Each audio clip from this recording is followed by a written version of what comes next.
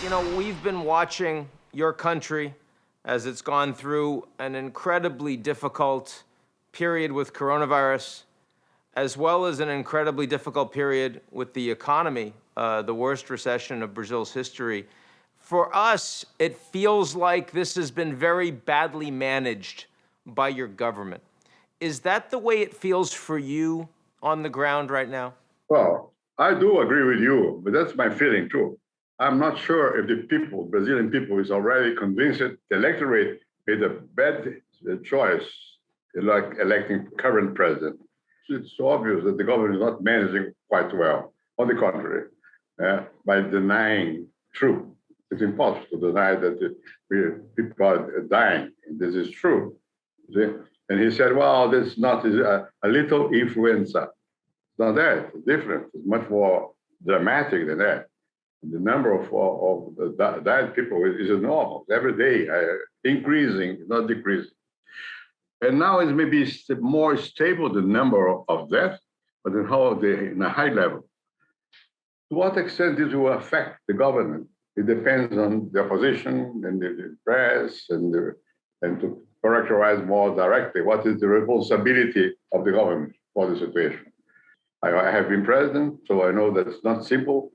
But anyhow, it's difficult to explain how it was possible for the president to be so indifferent with respect to the pandemic.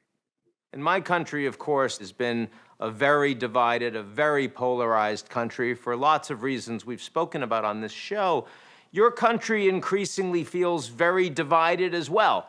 They call Bolsonaro the Trump of the tropics.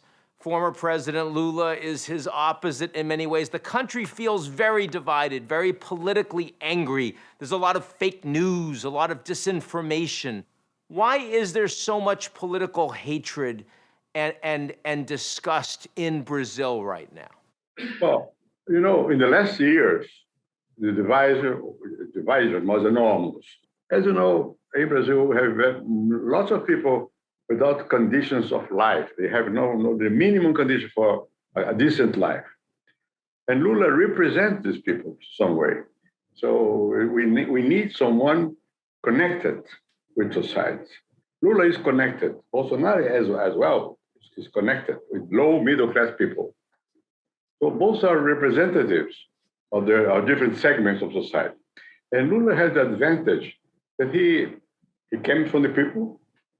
He was governing in terms of the interests of the majority of the entrepreneurs, but looking people. He made a kind of connection. Bolsonaro was different. Bolsonaro is more middle class. He's not a man of the elite.